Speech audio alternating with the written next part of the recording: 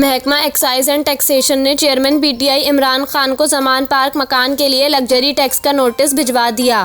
महकमा एक्साइज पंजाब के मुताबिक इमरान खान को 14,40,000 टैक्स अदा करने का नोटिस दिया गया है और टैक्स जमा कराने की आखिरी तारीख 12 मई थी, लेकिन नोटिस आज के लिए भिजवाया गया है।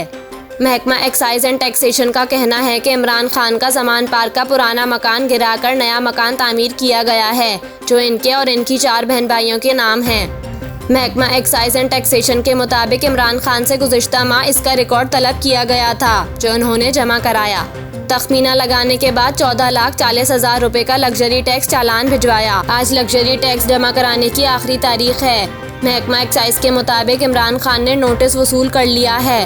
वो इससे कबल रेगुलर टैक्स जमा कराते रहे हैं। टैक्स जमा ना कराया गया तो कानून के तहत एक और नोटिस जारी किया जाएगा।